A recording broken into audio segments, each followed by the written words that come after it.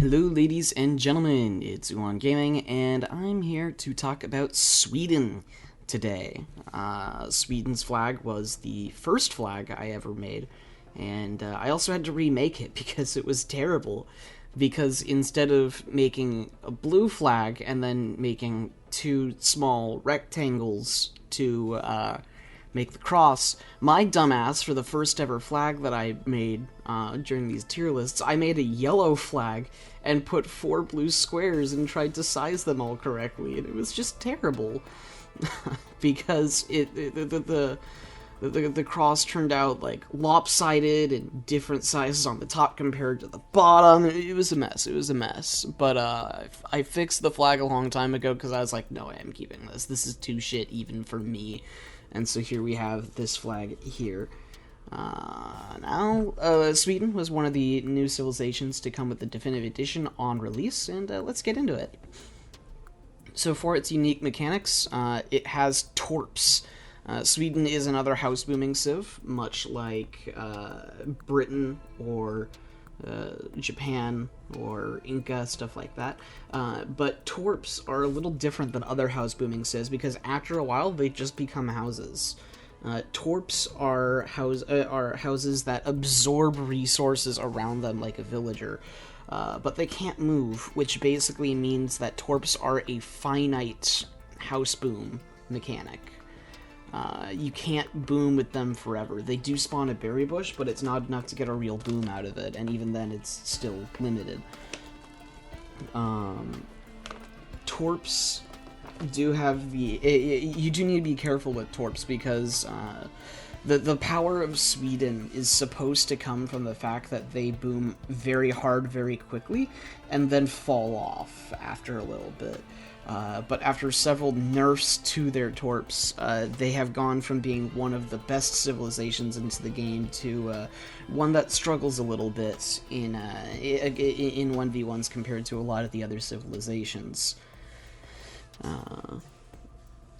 And that's just because of the torp, which was overpowered and then underpowered and then overpowered again and then underpowered. It's a very difficult mechanic to balance properly, and very slight changes result in Sweden flip-flopping all the time. Their second mechanic is unique mechanic is that I'm pretty sure they're the only civilization in the game that has cannons in Age 2. Minus Ottomans, of course. Ottomans have the Obus gun, which is kind of like the Aeronite of Falconets. But, I mean, that's basically it. Yeah, Age 2 artillery. I'm pretty sure they're the only civilization in the game that has this. Correct me if I'm wrong in the comments. But their last unique civilization mechanic / bonus is that as Sweden, if you send a military shipment from your home city, you are now able to train that military shipment at your barracks or stable. And that is a really, really cool mechanic. This is often used with Jaegers and Black Riders, but they also have a couple other options that I've seen used before, like Landsknechts. And you really do have to be careful, because if your opponent masses a huge number of Landsknechts and you're not expecting it, they will slaughter everything in their path. It's like making 30 Skull Knights on crack. Now, for the general playstyle, 99.9% of times a Sweden player is going to stick around in the Second Age for a little bit, build up some military, and then just start aging from there, like a general, semi-FF boom playstyle.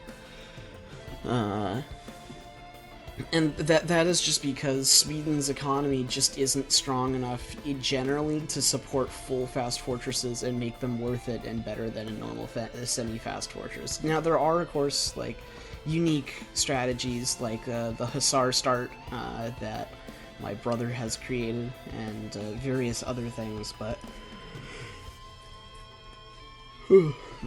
just tired for a second. Oh, weird.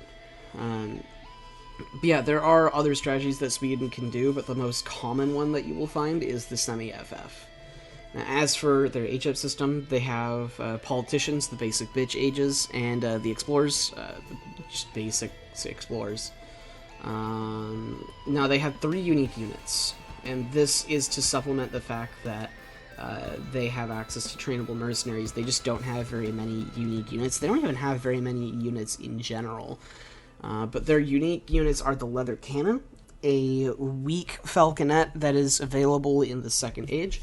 It actually has the same overall DPS as the falconet, but fires quicker with less damage, which basically means it doesn't overkill as much, but this is at the cost of having much less splash. It has half the splash as the falconet, so that means that even if its single target DPS is greater, just because it doesn't overkill, it will struggle to deal damage to large groups of enemies, and also it will struggle to one-shot enemies, because the falconet will one-shot enemies that it hits, whereas the Leather Cannon will fail to one-shot anything over 150 HP. Like, for example, an HP-carded Musketeer. Their second unique unit is the Hackapellet. The Hackapellet is a heavy cavalry unit that does range damage, which is bad because heavy cavalry is meant to counter skirmishers and artillery, both of which have lots of range resist, so giving your heavy cavalry a range attack sucks. They do have a pretty decent hand attack, but they're not very tanky, so you just go with a Hussar anyways. Sweden's Hackapellets have the weirdest multiplier. They have a multiplier against pets. So, I mean, if your opponent is running, like, if you're fighting India and they're doing, like, some kind of weird circus rush at you, fine, make Hackapellets, sure, beat them up, but, like, that is a bizarre counter for a unit. And then they have the Carolian, which is probably one of the most interesting musketeer types in the game. So it has a lowish attack, and it has multipliers against cavalry in range instead of melee, and then its melee attack is huge. I think its melee attack is as great as its range attack, but double the speed because it's melee. And the melee, the Carolians also have a big button charge ability on a global cooldown that it completely disengages their range mode, but increases their movement speed. It puts them in melee mode and increases their movement speed temporarily, and this will help you close distance. Carolians are also super upgradable. They have upgrades to their rate of fire. They can change their range resistance. They can change their melee resistance to range resistance. And of course, they also just have plenty of combat cards across the board. And all of these things put together make Carolians in the endgame the absolute bar none best musketeer in the entire game. And they can basically kill anything they want. If your opponent spams cavalry, boom, shoot them down. If your opponent spams artillery or skirmishers, you can just use the charge function and get into melee with them super fast, and now you have units that have more melee than Chimu runners in there. Carolians can be absolutely nuts. I had a game one time with my brother where he charged 22 Carolians into a 7 Falk pop, and killed all 7 Falks in the blink of an eye, and still had 10 Carolians left over. It was hilarious. Now, as for primary unit compositions with Sweden, obviously there is the mercenaries, but the primary unit composition that you will see with Sweden is Carolians and artillery, and Carolians and more Carolians. That's basically it. And this is mostly because Sweden is very limited in what they can train. Because they have neither a true skirmisher unit or a true dragoon unit. The only way they can get skirmisher dragoon is by sending Jaegers and Black Riders and then training those, which cost an exuberant amount of coin, which Sweden can no longer collect anywhere near the pace that it used to. So your primary... now, people will still do this, just to bear that in mind, but your primary unit compositions that you will see with Sweden is Carolians with more Carolians, or Carolians with artillery, and that's basically it.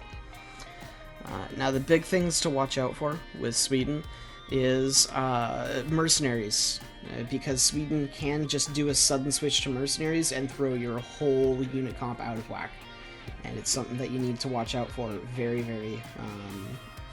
it's something you need to watch out for a lot. because I've definitely had games where I had the Sweden player on the ropes, and then suddenly 20 Landsknecks pop out off of the left, and my whole army's dead. Or suddenly 30 Jaegers will walk down, and all of my units are heavy infantry. I'm like, well, shit, I'm dead. You know, and that's just the way it goes with Sweden. Is once you get to the late game, you have to be very careful with possible mercenary switches. You need to look at their deck and see which mercenaries they have, and which mercenaries they have access to. They have an Age 2 shipment for Fusiliers that they can do. They also have an Age 2 shipment, the Age 2 Landsknecht shipments. They get those 2 mercenaries early. In Age 3, they have Jaegers and Black Riders, among other things. I don't remember what else they have. I think those are the main 4 that you see. And then just don't let them boom. If you're fighting a Sweden player, they're going to build torps all over the map, probably on your side, looking for coin mines, so burn them down. Make some pikemen, roll them around the map, keep their main army distracted with your primary force, and just burn as much as you can. That's how you fight Sweden. Thank you guys very much for watching, have a great day, and